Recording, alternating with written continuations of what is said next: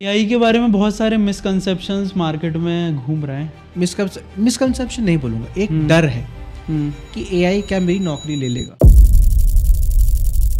अगर एडिटिंग हमारी पूरा एआई करेगा, कुछ भी वीडियो बना के दे देगा, ठीक है। स्टिल ह्यूमन की ज़रूरत है। कुछ चीज़ों में एआई इज़ गुड कि वो कुछ चीज़ें सेगमेंट निकाल देता, बट स्टिल ह्यूमन से अच्छा एडिटर अभी कोई नहीं है। मतलब थैंक्स। कई बार होता है कि लोग एआई करते हैं एंड ब्लाइंडली एआई डाल देते हैं। आपको वेरी क्लियर होना चाहिए कि आप किस लेवल का एआई करोगे। दूसरा, जब आप करने जा रहे हो, क्या आपके पास स्ट्रक्चर्ड डेटा है? बैंक वाले उसी को पैसा देते हैं, इसका सेल्स स्कोर अच्छा हो, नहीं तो नहीं देंगे। हाँ, नहीं देंगे। अगर आप एआई को अपने साथ यूज करके आगे जाओगे तो आप उस दुनिया के चेंज में आगे निकल जाओगे। अगर आप उसे लड़ने की कोशिश करोगे तो आपको प्रॉब्लम होगा। जैसे कोटेक ने किया था। कोटेक मार्केट से बाहर हो गया, तो आप लड़ने की कोशिश मत कीजिए। तो कौन से एआई के यूज केसेस हैं जो एक बिजनेस पे इम्पैक्ट डाल रहे हैं आज? अमेज़न आपसे कभी पूछता नहीं है कि आपका जेंडर क्या है, क्योंकि हमें जरूरत नहीं है, हमें नहीं पता। मैं फ्रॉड कस्टमर नहीं हूँ, मैं जेन्युइन कस्टमर हूँ। मैं खरीदता हूँ। अगर मुझे मौका मिल रहा है कि ये वाला केक मुझे ये छोटा सा डेंट आ गया दिखा के फ्री में मिल रहा है, मैं ले लूँगा, क्यों नहीं लूँगा। ऑनलाइन में आपके पास आपको पता भी नहीं है कि कौन सा जो डेटा है वो सही है और कौन सा गलत है। कोई कहीं पे लिख देगा कि मेरे को सर दर्द की मेरा कैंसर था, वो आफ्टर पॉइंट एआई बोलना शुरू कर देगा सर दर्द इज इक्वल टू कैंसर, है ना। So you need very correct labelling कि ये जो स्टेटमेंट है ये फुली ट्रू है, बट इसका ये कैविएट है कि इसके साथ पेशेंट के ये सिम्टम्स भी होने चाहिए। एआई के बारे में बहुत सारे मिसकंसेप्शंस मार्केट में घूम रहे हैं, तो उसके बारे में आपका क्या टेक है? देखिए, सबसे बड़ा आई थिंक एक तो मिसकंसेप्शन नहीं बोलूँगा, एक डर है कि एआई क्या मेरी नौकरी ले लेगा। हाँ, let us correct tackle this. एक डर है। हाँ, आई थिंक, एंड जैसे हम बात कर रहे थे पहले, दुनिया में ना हर कुछ 20-30 साल में एक ऐसी टेक्नोलॉजी आती है जो ड्रास्टिक चेंज करती है। सही बात है। जब 1920s 30s में मेनली ऑटोमोबाइल टेक्नोलॉजी आई तो बहुत लोगों को डर था कि यार ये मेरे घोड़े का क्या होगा, मेरे नौकरी का होगा। ऑब्वियसली जो लोग घोड़ा चलाते थे उनको नौकरी चलाना मुश्किल हुई, पर जिन्होंने गाड़ी चलाना सीख लिया वो अडेप्ट हो गए। तो there was a change in technology. जब इंटरनेट आया उस तरह का ही डर था, अरे मेरे बुक्स का क्या होगा, मेरे दुकानों का क्या हुआ। कंज्यूमर ने नहीं बोला, जिसको दुकानों में जाकर सामान खरीदना था वो आज भी खरीदता है। मैं और आप, अगर मुझे कोई फर्नीचर खरीदना है या मुझे कपड़ों का साइज़ फिट कराना है, मुझे पता है कि मेरे पास टाइम नहीं है, तो मैं दुकान में जाकर खरीदूंगा। बट कई लोग ऑनलाइन में खरीदते हैं। तो क्या हुआ, जो लोग पहले दुकान में काम करते थे या अपना शॉप्स चलाते थे, धीरे धीरे करके या तो उन्होंने अडेप्ट किया, खुद को इंटरनेट में लाइव किया, अपने वेबसाइट्स बनाए, या खुद जाके ऑनलाइन लाइव हो गए, अमेजोन वगैरह के सेलर बन गए। सो एआई उस तरह की नई टेक्नोलॉजी है, इसकी वजह से चेंजेस तो आएंगे, ये सच्चाई है। ऐसा नहीं है कि आप बैठे रहोगे और एआई आपको कुछ नहीं करेगा।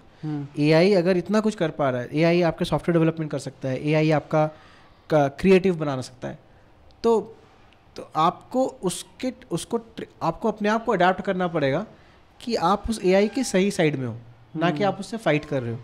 अगर आप एआई को अपने साथ यूज करके आगे जाओगे तो आप उस दुनिया के चेंज में आगे निकल जाओगे। अगर आप उसे लड़ने की कोशिश करोगे तो आपको प्रॉब्लम होगा। जैसे कोटेक ने किया था। कोटेक मार्केट से बाहर हो गया, तो आप लड़ने की कोशिश मत कीजिए। I think let me give you an example.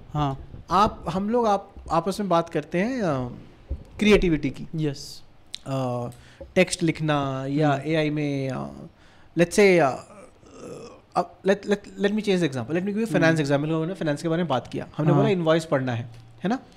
अब एआई क्या करेगा, वो किसी भी वेंडर का इनवॉइस पढ़ लेगा, फिर आपके सिस्टम में डालेगा इसको 17,316 रुपये देना है, करेक्ट। ये अब मैंने पे कर दिया, करेक्ट।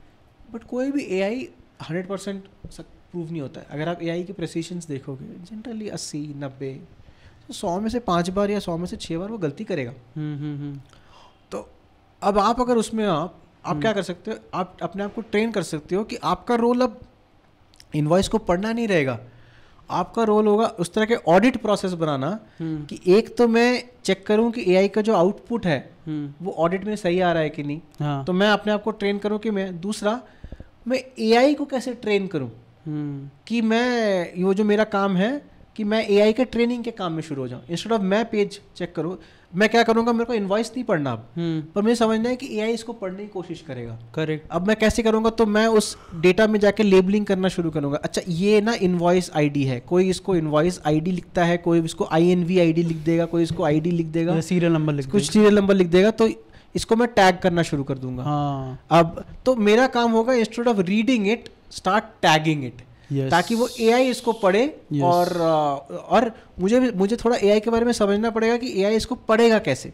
AI में भी कुछ पैरामीटर्स होंगे, उसको पढ़ना है, तो वो मुझे समझना है। तो मेरा जो स्किल होगा वो चेंज होगा धीरे धीरे करके, एंड वो मुझे ट्रेन करना है अपने आप को। AI tagging, AI monitoring. अगर आप इंजीनियर हो तो कैसे आप AI को कोड लिख के जल्दी अपना कोड लिखवा सकते हो, वो चीज़ें होंगी। अगर आप प्रोडक्ट मैनेजर हो, कैसे आप AI को यूज़ करोगे अपने प्रोडक्ट्स में ताकि वो जल्दी आपको आउटपुट दे सके। तो you have to just train yourself और रीट्रेन योर सेल्फ कि आप इस नई AI वाली दुनिया में रेडी हो। अगर आप करोगे, AI आपका साथ है, आप आगे जाओगे। अगर आप उससे लड़ने की कोशिश करोगे तो आप एक ऐसी लड़ाई लड़ रहे हो जिसमें आप दीवार को धक्का मारने की कोशिश करोगे, दीवार नहीं हिलेगी, आप टायर्ड हो जाओगे। सही बात तो ये आपके ऊपर है, आपको क्या करना है। और अगर इसे समराइज करूँ तो एक फीडबैक मैकेनिज्म है। हाँ। अगर आप AI के साथ खड़े होते हो तो आपको बस उसको फीडबैक देना है। हाँ जी, वो काम करेगी। फीडबैक देना है, मॉनिटर करना है। मॉनिटर करना है। हाँ। मॉनिटर भी इसलिए कि वो कहीं जो गलतियां कर रहा है उसको एनालाइज कर। एग्जैक्टली। ठीक है। अब AI के अलग अलग एप्लीकेशंस के बारे में अपन बात करते हैं। तो कौन से AI के यूज केसेस हैं जो एक बिजनेस पर इम्पैक्ट डाल रहे हैं आज? आई थिंक जैसे हमने बात किया, मशीन लर्निंग तो बहुत ही सालों से है। हाँ। जैसे अगर आप किसी भी ई-कॉमर्स वेबसाइट में चले जाओ, जिसको हम पर्सनलाइजेशन बोलते हैं। हाँ। आपके कौन सा विजेट आपको दिखेगा, कौन सा विजेट मुझे दिखेगा, सबका अलग अलग है। वो मेरे बिहेवियर पे है। अगर आप कोई भी आप अमेजोन खोल लो, आप खोल लो, आपका पार्टनर खोल लेगा, उसको जो दिखेगा मुझे जो दिखेगा अलग अलग होगा। सही बात है। स्विगी खोल लो, आपको जो रेस्टोरेंट्स दिखेंगे मुझे जो दिखेंगे अलग अलग दिखेंगे। It is all based upon आपका पास्ट बिहेवियर या आपके टाइप के अलग कस्टमर्स जो हैं उनका बिहेवियर, कि आप शाम को आके क्या रेस्टोरेंट्स में खाना पसंद करते हो। आप पैटर्न है कि आप सैटरडे शाम को आपको थोड़ा स्नैक्स समोसा खाने का मन होता है, इस देयर अ पैटर्न, वो रीड करना शुरू करेगा। आप so it's all about these element जिसको हम पर्सनलाइजेशन बोलते हैं, वो AI, एंड ये बहुत यूजफुल है सिस्टम में। सर्च जो आप करते हो उसका जो रैंक है कि तपोजा चैटर्जी को क्या ऊपर दिखाना है, अर्चित जैन को क्या ऊपर दिखाना है, वो AI के थ्रू सही बात डिसाइड होता है। गूगल का एड्स, फेसबुक का एड्स, अमेजोन के एड्स, सबके ads heavily AI models power कर रहे हैं। तो ये already live and $1 billion industries हैं। जैसे अगर आप अमेजोन का, जितना मुझे लास्ट नंबर्स पता है, उसके जो डिजिटल एड्स बिजनेस है करीबन 10-11 बिलियन 20 बिलियन का उसका रेवेन्यू आ रहा है अभी। तो it's a huge revenue generating place. तो ये आपका सबसे बड़ा कंज्यूमर फेसिंग साइड में हो गया। आपके हमने हेल्थ केयर की बात किया, उसमें बहुत सारा आ गया। मैन्युफैक्चरिंग पे जाते हैं, बिकॉज मैन्युफैक्चरिंग में आप एक मैन्युफैक्चरिंग प्लांट चलाते हो। यस। अब धीरे धीरे करके आपने प्लांट पूरा ऑटोमेट कर लिया है। हाँ। उसमें जो रोबोट्स हैं, वो रोबोट्स क्या काम करेंगे, कब रुकेंगे, वो AI मॉनिटर कर रहे हैं। कौन से मशीन की एफिशिएंसी कितनी है, कि जो लाइन मेरी चल रही है उसमें मेरा एवरी मिनट में 4 प्रोडक्ट बनने चाहिए, वो 4 की जगह 3.8 तो नहीं हो रहा, 3.9 तो नहीं हो रहा, कहाँ पे गड़बड़ हो रहा है उसको डायग्नोस करना वो AI कर रहा है आपके मैन्युफैक्चरिंग प्लांट में। हम ऑटोनोमस व्हीकल की बात करते हैं।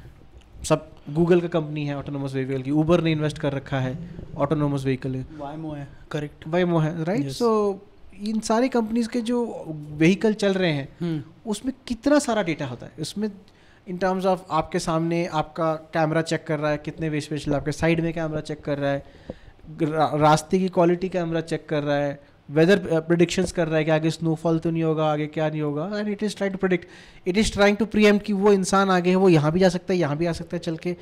तो autonomous vehicles have taken over in a big way. Autonomous vehicles आपके पैसेंजर ट्रैफिक भी यूज़ कर रहे हैं, टैक्सीज, आपके गुड्स भी यूज़ कर रहे हैं, जहाँ पे वो गुड्स ट्रांसपोर्ट में भी काम आते हैं। सो उसमें हो रहा है। इंडिया की एक कंपनी है क्रॉपिन शायद दुनिया की बेस्ट कंपनी है जिसने एग्रीकल्चरल डेटा को AI के मॉडल में यूज़ किया। तो उन्होंने, जैसे गूगल मैप है, गूगल मैप क्या कर रहा है, पूरी दुनिया का अर्बन सेटलमेंट को उसने ढंग से मैप बना दिया, ये यहाँ पे घर है, यहाँ पे उसने एग्रीकल्चरल लैंड का पूरा मैप बनाया हुआ है। हाँ। कि ये लैंड है, यहाँ पे ये उगता है। हाँ। यहाँ इसका वाटर डेंसिटी इतना है। हाँ। सैटेलाइट के थ्रू इसका प्रेडिक्शन इतना है कि यहाँ पे इतनी बारिश हो रही। हाँ। अगले 6 महीने में मानसून यहाँ पे आएगा, फर्टिलाइजर यूजेज इतना है, और ये सारा डेटा वो यूज़ करके प्रेडिक्ट कर सकता है कि इसकी फसल इतनी उगेगी। और सोचो वो डेटा कहाँ कहाँ यूज़ हो सकता है। ऑब्वियसली फार्मर तो यूज़ करेगा। Fertilizer companies, Monsantos of the world वो यूज़ करना चाहेंगे, क्योंकि उनको पता है कि मेरा फर्टिलाइजर कहाँ ज़्यादा बिक सकता है, कौन सा फर्टिलाइजर ज़्यादा बिकेगा। यहाँ पे शायद ज़्यादा सूखा आने वाला है अगले कुछ दिनों में, तो ये प्रोडक्ट मेरा ज़्यादा बिकेगा। शायद मुझे यहाँ पे वाटर रेजिस्टेंट सीड्स डालने चाहिए, क्योंकि लोग अब यहाँ पे वाटर रेजिस्टेंट सीड्स यूज़ करेंगे। मौसम विभाग तो यूज़ करेगा ही करेगा। आपके 2 व्हीलर व्हीकल्स यूज़ करेंगे। क्यों 2 व्हीलर कब बिकता है इंडिया में? जब फसल उगती है, फसल बिकती है, लोगों के पास पैसा आता है। हाँ। अगर आपको पता है कि अगले 6 महीने में यहाँ पे फसल अच्छी उगने वाली है, मानसून का प्रेडिक्शन भी अच्छा है, इसका मतलब फार्मर्स के पास ही पैसा आएगा, इसका मतलब फार्मर्स घर में जाकर 2 व्हीलर भी खरीदेगा। तो सडनली 2 व्हीलर कंपनीज को भी बहुत फायदा होगा फोरकास्टिंग में, कि मेरे को कितना 2 व्हीलर बेचना है। क्या फोरकास्टिंग से वो भी डिसाइड करेगा कि क्या मैं थोड़े अपने लो एंड वाले 2 व्हीलर की मैन्युफैक्चरिंग ज़्यादा करूँ, या मैं थोड़े हाई एंड वाले 2 व्हीलर की मैन्युफैक्चरिंग करूँगा, because customer depending on that will start buying these items. So even agriculture में it is used. I think उनके क्लाइंट्स में पेप्सी वगैरह भी है, बिकॉज पेप्सी को जो आलू बनाना होता है, आलू का प्रोडक्शन क्वालिटी प्रेडिक्ट करना होता है कि यहाँ का आलू कैसा बनेगा। सही बात है। क्योंकि लेज आप और मैं तो नहीं बोलेंगे ये वाला लेज का टेस्ट अलग है, वो वाले चिप्स का अलग है। आपको कंसिस्टेंट टेस्ट चाहिए हर एक चिप्स के, हर एक बाइट में। सही बात है। तो वो आलू के प्रोडिक्शन, वो सब कुछ वो भी उनको चाहिए। So this is one example. Cropping agriculture में काफ़ी यूज़ हो रहा है, और बिजनेस में बहुत सारा इम्पैक्ट हो रहा है इन दिस वर्ल्ड। यस। तो जैसे सपोज है, मैं सोचता हूँ, आप सोचते हैं, ठीक है, तो एआई डिसीजन मेकिंग में कितना इम्पैक्ट डालता है चीज़ों के लिए?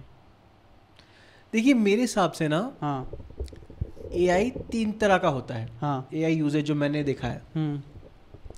एक, एआई आपको बोल रहा है, कुछ रिकमेंड कर रहा है, फिर आप ही डिसीजन ले रहे हो। हाँ। फॉर एग्जाम्पल, ये जो अमेज़ॉन में आप सामान वगैरह बेचते हो, या आप सेलर हो, आपको बैंगलोर में कितना स्टॉक रखना है, आपको गुवाहाटी में कितना स्टॉक रखना है, एआई क्या करेगा, आपको रिकमेंडेड फोरकास्ट दे देगा कि सेल के हिसाब से, दिवाली के हिसाब से, सीजन, फॉर्चून सब मिला मिलू के मेरे हिसाब से इतना ये स्टॉक रखो। बट फाइनली आप डिसाइड करोगे कि मुझे कितना, क्योंकि आपको पता है शायद कि मैं फैशन वाला हूँ, अब ये वाले जूते का फैशन चला गया, अब शायद हाई हील जूते का फैशन ज़्यादा आएगा, तो मैं हाई हील का सेल ज़्यादा रखूंगा। ये मेरा जजमेंट कॉल है। एआई जाके वो चेंज नहीं करेगा। आप फाइनल डिसीजन आप ही लोगे, जिसको मैं बोलता हूँ AI recommended human decided structure. सही बात है ना। दूसरा लेवल होता है एआई एग्जीक्यूट करता है बट ह्यूमन मॉनिटर करता है। हाँ, कि किस लेवल का वो हो रहा है। उसका एग्जांपल मैं देता हूँ आपका ऑटोनोमस व्हीकल में। ऑटोनोमस व्हीकल में ना गाड़ी एआई चला रहा है, हाँ, बट अब अगर चलाते हो हमेशा आपको बोलता है, जैसे जो ऑटोनोमस मोड होता है टेस्ला वगैरह में, वो बोलता है आप अपना चेक करते रहो, आप गाड़ी का हाथ में स्टीयरिंग में रखो, क्योंकि कभी कुछ भी अगर अचानक मेरे में मुश्किल हुआ तो मैं आपको वापस कंट्रोल दे दूंगा। सही बात सब टेस्ला में कई बार होता है कि वो बोलता है कि मुझे मेरे से प्रेडिक्ट नहीं किया जा रहा है, please take over your car, level 5 वाले, करेक्ट, तो वो आप control. So that's called AI assisted human monitored. AI चला रहा है। यस। लास्ट होता है कंप्लीटली ऑटोमेटेड। हाँ, जैसे आपके ई कॉमर्स के मशीन लर्निंग या पर्सनलाइजेशन वगैरह हो गया, वो आप चेक भी नहीं करते हो। सही बात है। इतने लेवल में हो गया कि वो ऑटोमेटिक ही चल रहा है। सही बात। क्योंकि और उस लेवल में मैं शायद चेक कर भी नहीं सकता हूँ एक लेवल पे। अर्चित को मुझे पता है कि अर्चित को जो दिखाया जाएगा तो मुझे को अलग कुछ दिखाया जाएगा, वो एआई लेवल के उसमें हो रहा है। सही बात है। सो इसको बोलते हैं कंप्लीटली एआई ऑटोनोमस। यस। सो मेरे हिसाब से ये 3 स्टेजेस है जिसमें एआई आज काम कर रहे हैं, और आपको अपने प्रोडक्ट के हिसाब से डिसाइड करना है कि आप किस तरह से एआई को यूज़ करना चाहते हो। यस। थोड़ा अब आपका जो आप जिस पोर्शन में आप काम करते हो प्रोडक्ट मैनेजमेंट, उसका एक क्वेश्चन लेते हैं। तो जैसे कस्टमर एक्सपीरियंस में बहुत मैनेजमेंट में चेंज आया ट्रेडिशनल मेथड से, कि आप एक कस्टमर जर्नी बनाने के लिए आप पहले रिसर्च करते थे, 10 चीज़ें देखते थे, फिर उसके बाद आप थिंक करते थे, फिर आप एक जर्नी बनाते थे, ट्रेडिशनल वे होता है। तो एआई कैसे एक यूज़र जर्नी क्रिएशन में या फिर एक प्रोडक्ट का जो बोलते हैं अपन कि मतलब प्रोडक्ट की एक बाहर की डिजाइनिंग बोलो या पैकेजिंग बोलो या कस्टमर एक्सपीरियंस बोलते हैं जैसे हम, वो उसमें कैसे हेल्प कर रहा है? I think customer life cycle में ना स्टेजेस होते हैं. Stage number 1 as a company आपको डिसाइड करना है कि ये कस्टमर कौन है, पहली बार आया है मेरे पास, या मतलब कौन है, मुझे कुछ भी नहीं पता उसके बारे में. हाँ. तो आप प्रेडिक्ट करते हो कि आपके पास क्या क्या डेटा है. सही बात है. आपके पास उसका एड्रेस का डेटा आ गया, शायद उसने एड्रेस भर दिया कि मैं इस लोकेलिटी में रहता हूँ. शायद आपके पास उसका क्रेडिट कार्ड का डेटा आ गया, शायद उसने डाला है. आपके पास आप उसका नेविगेशन पैटर्न देख सकते हो कि वो किस तरह के प्रोडक्ट में जाके चेक कर रहा है. शूज़ में क्या वो 2000 रुपये का शूज़ जाके चेक कर रहा है कि 500 रुपये के शूज़ जाके चेक कर रहा है. क्या वो स्नीकर्स जाके चेक कर रहा है कि फॉर्मल जाके चेक कर रहा है फर्स्ट टाइम में. सही बात है. आप है ना. सो आपके पास ये डेटा है, तो इस डेटा को आप यूज़ करके एटलीस्ट स्टार्ट करते हो कि मोटा मोटा ये कैसा कस्टमर है, एफ्लुएंट है नहीं है. एक मैं आपको बड़ा प्यारा एग्जांपल देता हूँ. अमेज़ॉन में ये 2017-18 की बात है. अमेज़ॉन आपसे कभी पूछता नहीं है कि आपका जेंडर क्या है. ओके. क्योंकि हमें ज़रूरत नहीं है, हमें नहीं पता. बट फिल्टर्स में तो देता है वो. नहीं कभी दे रहा. नहीं. अभी भी आप खोल सकते हो, कभी आपसे नहीं पूछा जाएगा. आपसे बाकी कंपनीज पूछती हैं, आई नो सोनी वगैरह, जियो वगैरह, फ्लिपकार्ट भी पूछता है, मिंत्रा पूछता है. अमेज़ॉन नहीं पूछेगा, कॉन्शियसली नहीं पूछता, क्योंकि उसको पता है कि मैं उसका क्या करूँगा. मैं आपको कोई डायरेक्ट सर्विस तो दे नहीं रहा हूँ. तो वो नहीं पूछता है आपसे कॉन्शियसली. बट जब हमें एड्स का बिजनेस चालू करना था, मुझे वो चाहिए था.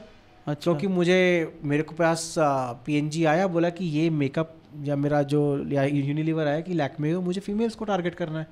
मैं क्यों करूं टारगेट. सही बात. तो मुझे तो बनाना था अब जेंडर. सही बात है. तो फिर हमने सोचा कैसे करें, जेंडर कैसे प्रोवाइड करें, मैं तो पूछता ही नहीं हूँ. सही बात है. तो बहुत ही सिंपल एग्जांपल आया कि इंडिया में जो फर्स्ट नेम होता है वो बहुत अच्छा प्रेडिक्शन होता है कि आप मेल या फीमेल.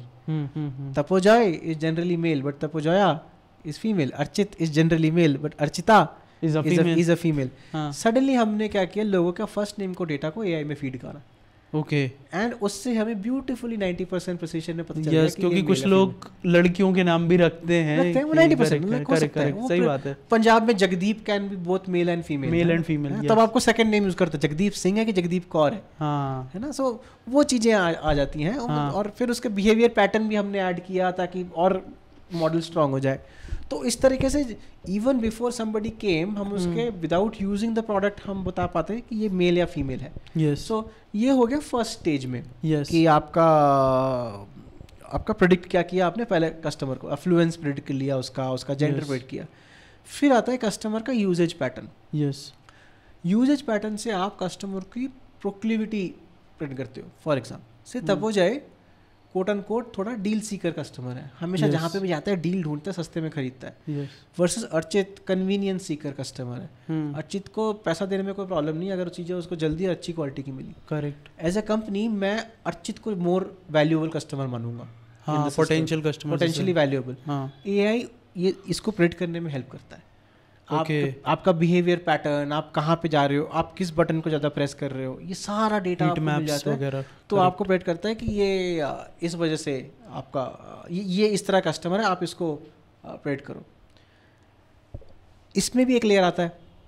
अब इंडिया में अब्यूज़ ऑफ फ्रॉड होता है. हमने बहुत फनी चीज़ देखी. पहले जब मैं आया था तो मुझे लगता था कि अब्यूज़ तो या तो कोई अब्यूज़र है या नहीं है, स्टैंडर्ड. पर धीरे धीरे जाके समझ में आया there is a concept of greediness also. अगर मुझे रिफंड मिल रहा है ना तो मैं ले लूंगा. सही कोशिश तो करूंगा. मैं फ्रॉड कस्टमर नहीं हूँ, मैं जेन्युइन कस्टमर हूँ. मैं खरीदता हूँ. अगर मुझे मौका मिल रहा है कि ये वाला केक मुझे ये छोटा सा डेंट आ गया दिखा के फ्री में मिल रहा है, मैं ले लूंगा यार, क्यों नहीं लूंगा. सही बात है ना. So there is also what we realise कि ग्रीडीनेस स्कोर बनाना पड़ेगा.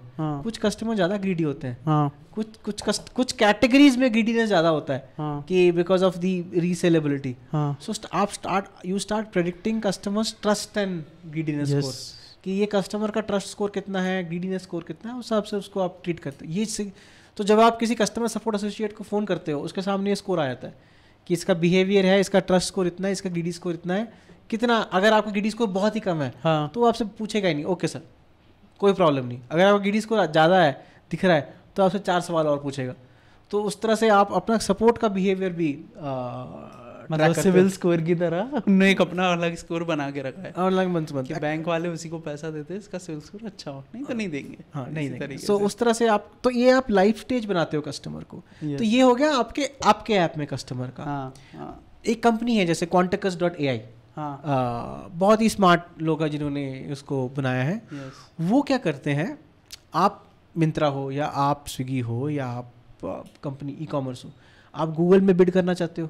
अब आपको नहीं पता ना गूगल में कौन बिड कर रहा है, उसने कुछ लिख दिया ब्लैक शूज़, आप चाहते हो कि आपका रिजल्ट अच्छे में आए। हाँ, वो क्या करते हैं, गूगल का कीवर्ड उठाते हैं, उस लोकेशन का टॉपिकल डेटा उठाते हैं कि शायद बैंगलोर में आजकल पर्पल शूज़ का कोई ट्रेंड चल रहा है, और या बैंगलोर में आजकल रेड लेदर शूज़ का कोई ट्रेंड चल रहा है, या आजकल उगादी है और उगादी में लोग इस टाइप के ज़्यादा स्वीट्स पसंद करते हैं। सही बात है, टॉपिकलिटी का डेटा उठा लेते हैं।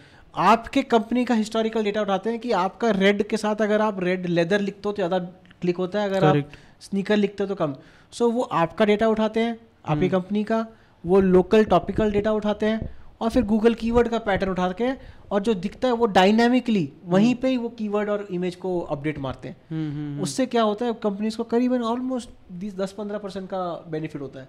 सो ये एक एआई का यूज केस हो गया जहाँ पे कस्टमर आपके पास आया भी नहीं है, आपके बाहर किसी और प्लेटफॉर्म में, वहाँ पे भी आप एआई यूज करके उसको ऑप्टिमाइज करके रीच आउट कर सकते हो। तो ये सारे लेयर्स हैं जहाँ एज अ कंपनी अपना कस्टमर एक्सपीरियंस इंप्रूव कर रहे हैं। सपोर्ट के बारे में तो मैंने बताया है, सपोर्ट में साइड में पूरा दिख जाता है उसका स्कोर, उसका पैटर्न, उसका प्रोफाइल, और आप उस कस्टमर का अकॉर्डिंगली ट्रीट भी करते हो। तो ये पूरा का पूरा एक लाइफ साइकिल होता है एक कस्टमर का।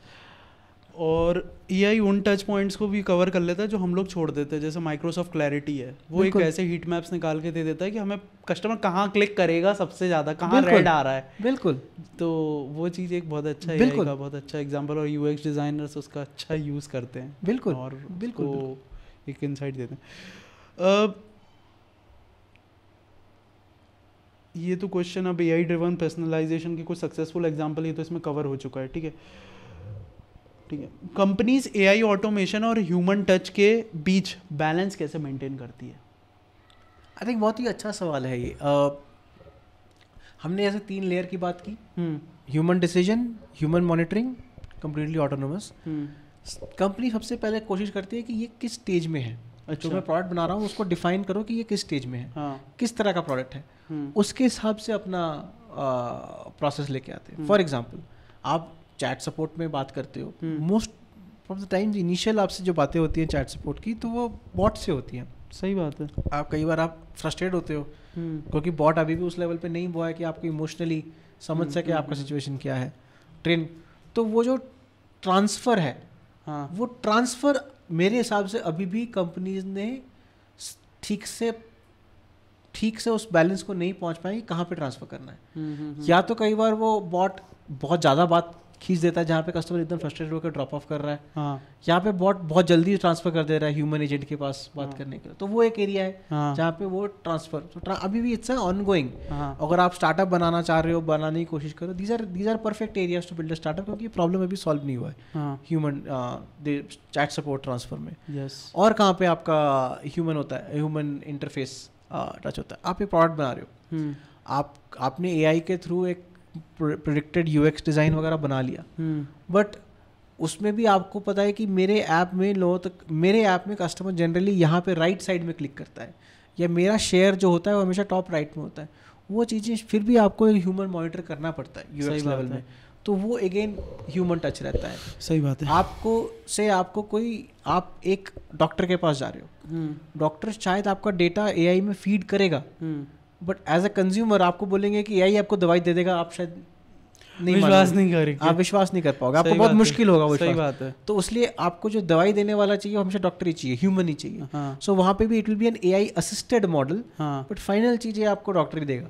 सो वहाँ पे भी एक बैलेंस आता है ह्यूमन का। सिमिलरली हमने हायरिंग की बात की, हायरिंग में एआई आपके टेक्निकल राउंड्स वगैरह कर पा रहा है, टेक्निकल राउंड आपकी इंजीनियरिंग कोड क्वालिटी चेक कर लेगा, वो जो सॉफ्ट स्किल्स है कि आप कैसे बैठते हो, आप कॉन्फिडेंस कितना है, आपका टोनालिटी कितना है, आपने जो बोला वो कितना सच है और कितना झूठ है, ये सब चीज़ें अभी भी एआई नहीं कर सकता है। सो आपको ह्यूमन फिर भी हायरिंग के कुछ लूप्स में चाहिए, ताकि आपको वो फाइनल हायरिंग कॉल ले। एक एरिया जहाँ पे एआई बहुत बढ़ गया है वो है जिसको बोलते हैं सेल्स इफेक्टिवनेस और सेल्स ऑटोमेशन। आज एआई, आप सेल्स टीम में हो, आप अपना प्रोडक्ट किसी दूसरी कंपनी को बेच रहे हो, वहाँ पे आप सेल करते हो, डील करते हो, तो वो जो इंटरेक्शन होगा ना वो ह्यूमन ही कर सकता है। सही बात। दूसरी कंपनी एआई से आके सामान नहीं खरीदेगा। तो वो क्या करता, वो वहाँ पे क्या हो रहा है, ह्यूमन सेल्स कर रहा है, एआई मॉनिटर करता है कि आपने अपना पिच कैसा दिया, उसने क्लाइंट ने जो जो चीज़ें बोली आपने फिर क्या बोला, और आप उस मीटिंग के बाद आपको एक रिपोर्ट भेजता है कि आप अगर ये चीज़ पहले बोलते तो शायद ज़्यादा इफेक्टिव रहता। आपके बॉडी लैंग्वेज में आपने ऐसे हाथ रखा, ऐसे हाथ रखने का मतलब है थोड़ा सा आप वीक रख रहे हो, पर अगर आप ऐसे हाथ रखोगे it's more confident. These are all small things which talks about in terms of how you can improve as a sales person. तो वो एआई आपको हेल्प करेगा, आपको रिव्यू करेगा, आपको मॉनिटर करेगा, बट जो फाइनल सेल्स का काम होगा वो अभी भी इंसान ह्यूमन से करेंगे। So this is where all the sectors are balancing. वो आपको डिसाइड करना है कि वो कौन से 3 स्टेज जो हमने बात किया वो आपका प्रोडक्ट कौन से स्टेज में है और उस हिसाब से आप इम्प्लीमेंट करते हो। सही बात है। कंटेंट क्रिएशन में अगर मैं बात करूँ, अगर एडिटिंग हमारी पूरा एआई करेगा, कुछ भी वीडियो बना के दे देगा, ठीक है, स्टिल ह्यूमन की ज़रूरत है। कुछ चीज़ों में एआई इज़ गुड कि वो कुछ चीज़ें सेगमेंट निकाल देता है, बट स्टिल ह्यूमन से अच्छा एडिटर अभी कोई नहीं है। मतलब टूल्स हैं, टूल्स कैन प्रोवाइड कि मतलब वो आपका ऑडियो में इन्हेंसमेंट कर देता है, वीडियो क्वालिटी इन्हेंस कर देता है, फोटोज़ में इन्हेंसमेंट कर देता है, बट स्टिल ह्यूमन से अच्छा कोई एडिटर नहीं है आज। बिल्कुल। तो ये चीज़ है। कंपनीज एआई ऑटोमेशन, और ये तो हो गया cut, AI driven customer strategy, हाँ, rolling sound camera action, take 4, AI driven customer experience strategies से रिलेटेड एथिकल कंसर्न्स क्या हैं? आई थिंक देखो, एथिकल कंसर्न मेरे माइंड में सबसे इम्पोर्टेंट है कि एक आपका जो डेटा है वो आपका डेटा सैक्रोसैंक्ट रहे। योर डेटा के भी हिस्से होते हैं ना, पर्सनल आइडेंटिफायर जिसको बोलते हैं कि आप कहाँ रहते हो, आप कहाँ, आपका नाम क्या है, आपका मोबाइल नंबर क्या है, ये चीज़ें आप कहीं भी लीक नहीं होनी चाहिए। लीक इन द सेंस, अगर मैं कंपनी में काम करता हूँ तो ऐसा नहीं है कि कंपनी के एम्प्लॉयज़ के पास एक्सेस होना चाहिए कि तपेय चैटर्जी क्या खा रहा है और कोई भी जाके चेक कर ले कि तपेय चैटर्जी को मटन पसंद है, व्हाटएवर। सो वो चीज़ें बहुत इंपॉर्टेंट है। आपका डेटा बहुत ही सेफ होना चाहिए जिस भी कंपनी में। So data privacy has to be sacrosanct, number 1। Number 2, I think in terms of ethicality I will always say कि आपको हमेशा पता होना चाहिए कि आप इंसान से इंटरेक्ट कर रहे हो एज अ कस्टमर कि डेटा से इंटरेक्ट कर रहे हो। You should not be falsely told कि आप इंसान से इंटरेक्ट कर रहे हो जबकि पीछे एआई है। वो एक एथिकली रॉन्ग है, बिकॉज आपके एक्सपेक्टेशंस अलग होते हैं, आपका कॉन्वर्सेशन टोनालिटी अलग होता है। सो ये दूसरी चीज़ है जो मेरे हिसाब से इम्पॉर्टेंट है, जो एथिकली करेक्ट होनी चाहिए। 1 is data privacy and 2nd is right transparency कि आप किससे इंटरेक्ट कर रहे हो in that system. Yes. Operation management की बात करूँ तो एआई ऑपरेशन एफिशिएंसी को कैसे ऑप्टिमाइज कर रहा है? आई थिंक मैं आपको एक एग्जांपल दे सकता हूँ। ई कॉमर्स कंपनीज में ना कई बार होता है कि आप बहुत सारी चीज़ें बेच रहे हो, हज़ारों आइटम बेच रहे हो, आपको तो पता ही नहीं है। तो अचानक कुछ आइटम अच्छा बिक रहा था, उसमें डिफेक्ट आना शुरू हो गया। अच्छा, अब क्या होगा? अगर आप इंसान बैठ के चेक करोगे, आप क्या करते हो? आप बोलते हो अच्छा मैं लास्ट 6 मंथ्स का एवरेज डिफेक्ट चेक करूँगा, मेट्रिक देखते रहोगे, आपको पता ही नहीं चलेगा। मेट्रिक तो ठीक है जी, अच्छा बिक रहा है, बढ़िया है, सही बात है। बट एआई क्या कर सकता है? वो फटाफट हर एक डायमेंशन में उसको कट करके चेक कर सकता है। 6 दिन में कुछ गड़बड़ है क्या, 1 घंटे में कुछ गड़बड़ है क्या, 2 दिन में कुछ गड़बड़ है क्या, इसके साथ इसमें कुछ गड़बड़ है क्या, इस डिलीवरी पॉइंट में कुछ गड़बड़ है क्या, कि इसके सारे फ्रिज के आइटम्स खराब निकल रहे हैं, और फट से आपको बता सकता है कि यहाँ पे गड़बड़ है, जल्दी में। सही तो बात आपका वो एक हो गया। आपका जितने भी स्टोरेज और सर्विसेज है, एआई वहाँ पे बहुत जल्दी में आपको बता सकता है कि प्रॉब्लम है और कहाँ पे है। नंबर 1। नंबर 2, आप ट्रांसपोर्टेशन कर रहे हो, वहाँ पे एआई बहुत इंपॉर्टेंट है। से आपने फूड डिलीवरी में कुछ ऑर्डर किया, अब उस रेस्टोरेंट में किसको भेजना है, आपको भेजूँ या मुझे भेजूँ, कौन सा एसोसिएट बेटर है? आप शायद 3 किलोमीटर दूर हो, शायद मैं 2 किलोमीटर दूर हूँ, बट उसमें डेटा पैटर्न में आ रहा है कि कस्टमर नॉर्मली कैश से पे करता है और आपने मैं पास में हूँ बट पर आपका कैश हैंडलिंग ज़्यादा अच्छा है. So it has so many variables. ये इंसान 5 सेकंड में डिसाइड नहीं कर सकता है, बट एआई और कंप्यूटर उसको वो आधे सेकंड में फटाफट से असाइन कर देगा कि ये ऑल दिस पैरामीटर्स इसको भेजो. सो जो ये डिलीवरी का असाइनमेंट हो रहा है वो एआई आपके ऑपरेशंस में काफ़ी काम कर रहा है. अगर आप इस ऑपरेशन से बाहर आके फैक्ट्री ऑपरेशंस की बात करो, फैक्ट्री ऑपरेशंस में मशीन के जो रोबोटिक्स हैं वो आधे से ज़्यादा एआई के थ्रू चल रहे हैं इन terms of manufacturing, automobile manufacturing के. करेक्ट. उसकी जो टेस्टिंग हो रही है वो एआई के थ्रू हो रही है अक्रॉस द बोर्ड. मशीन के लाइंस का कितना प्रोडक्शन हुआ है, प्रोडक्शन कहीं पे रुक गया है कि नहीं, वहाँ पे एआई यूज़ कर रहा है. आप टेलीकॉम टावर्स का हेल्थ भी अभी एआई डिटेक्ट करता है. ये जो इतने सारे टावर्स होते हैं, अब कोई इंसान जाके हर एक टावर को तो चेक नहीं कर सकता है सही कि इसमें मेरा कितना क्या स्टेज है, कितना मेरा डेसिबल्स का फ्रीक्वेंसी रीड कर रहा है, क्या नहीं कर रहा है. सही बात. एआई क्या कर सकता है, एक झटके में सारे टावर्स का डेटा रीड करके बता सकता है इसका ये सिचुएशन है, यहाँ पे है, ये टावर डेंसिटी है, शायद इस लोकेलिटी में आपको नए बिल्डिंग्स बन रहे हैं, आपको फटाक से एआई प्रेडिक्ट कर देगा कि यहाँ पे आपको ज़्यादा टावर्स लगाने. Tower health, tower status, tower productivity, वो सारा एआई बताता है. So across this different operational chain आपके एआई यूजफुल है. और करेक्ट. एक पॉइंट ऐड करूँगा, मैं माइक्रोसॉफ्ट इंडिया का एक पॉडकास्ट सुन रहा था मशीन लर्निंग के ऊपर, तो उन्होंने बताया वेदर फॉरकास्टिंग जो है वो मशीन लर्निंग और एआई के मॉडल्स के थ्रू बहुत इम्प्रूव हुआ है पहले से. बिल्कुल. तो ये बहुत अच्छा है एग्जांपल. अब एआई के इंटीग्रेशन के सबसे बड़े चैलेंजेस क्या हैं टेक्नोलॉजी साइड से, और एक बिजनेस साइड से क्या क्या चैलेंजेस हैं? आई थिंक मैं उसी 3 पॉइंट्स पे वापस आऊँगा. एक, आपको क्लियर होना चाहिए कि आप एआई क्यों यूज़ कर रहे हो, एंड नंबर 2, आप जो यूज़ करोगे वो एआई आपके किस स्टेज में यूज़ हो जाएगा. वही वाला AI assist, yes, human monitored या कंप्लीटली एआई ऑटोनोमस. क्योंकि फॉर एग्जांपल आप एक प्रोडक्ट बना रहे हो जिसमें 2 प्रोडक्ट है. एक है पैसेंजर कार और एक है गुड्स ट्रांसपोर्टेशन. यस. अब दोनों में एआई कहाँ लग सकता है. एक लग सकता है कि एआई आपका गाड़ी चला रहा है, ऑटोनोमस व्हीकल है ना. बट जो गुड्स ट्रांसपोर्टेशन है, या जो आपकी जो सुबह कचरा वाली गाड़ी आती है, उसको कचरा उठा के भी रखना है, आप क्या डिसाइड करोगे कि जो गाड़ी चलाने वाला पार्ट है वो शायद मैं कभी भी 100% ऑटोनोमस नहीं करूँगा. यार रास्ते में कोई भी आ सकता है, बच्चा आ गया, कुछ, मैं कभी, you never know, right. But जो कचरा उठा के गाड़ी में रखने वाला पार्ट है वो मैं बिंदास ऑटोमेट करूँगा 100%. सो आप चूज़ करोगे कि कहाँ पे मैं 100% ऑटोनोमस करूँगा, कहाँ पे मैं असिस्टेड मोड में उसको रखूँगा. नंबर 1. सो वो डिसीजन एज ए कंपनी बहुत ज़रूरी है. कई बार होता है कि लोग एआई करते हैं एंड ब्लाइंडली एआई डाल देते हैं, उसमें कोई फ़ायदा नहीं होता है. आपको वेरी क्लियर होना चाहिए कि आप किस लेवल का एआई करोगे. दूसरा, जब आप करने जा रहे हो, क्या आपके पास स्ट्रक्चर्ड डेटा है. आप एक एआई मॉडल को बनाने में आपके पास कम से कम 1 to 2 मिलियन डेटा पॉइंट्स चाहिए होते हैं. अच्छा.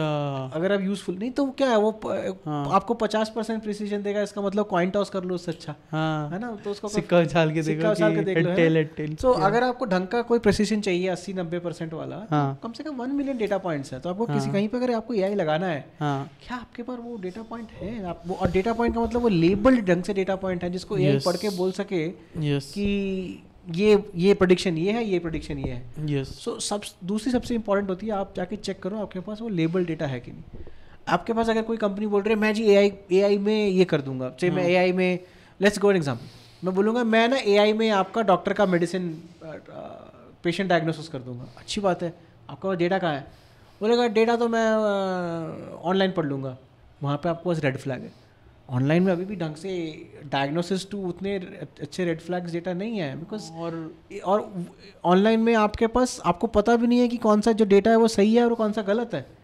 कोई कहीं पे लिख देगा कि मेरे को सर दर्द की, मेरा कैंसर था, वो आफ्टर पॉइंट एआई बोलना शुरू कर देगा सर दर्द इज इक्वल टू कैंसर, है ना. So you need very correct labelling कि ये जो स्टेटमेंट है ये फुली ट्रू है, बट इसका ये कैविएट है कि इसके साथ पेशेंट के ये सिम्टम्स भी होने चाहिए, तब जाके मैं प्रेड करूँगा. मतलब आपका कहना ये है जैसे Grittle.ai से अपन डेटा डेटा जनरेट कर लेते सिंथेटिक डेटा, तो सिंथेटिक डेटा सही नहीं है, करेक्ट है ना, मैं सही कह रहा हूँ ना इस बात को, इंस्टेड ऑफ दैट आपको रियल डेटा पे ही वर्क ऑन करना चाहिए, real and accurately label data पे काम करना चाहिए, क्योंकि जो फर्स्ट ट्रेनिंग होती है it has to be an accurate and real data. अगर आपकी train it's a train system, वो अगर आपने उसको गलत ट्रेनिंग कर दिया आपका पूरा सिस्टम ही वो गलत डायरेक्शन में चला जाएगा।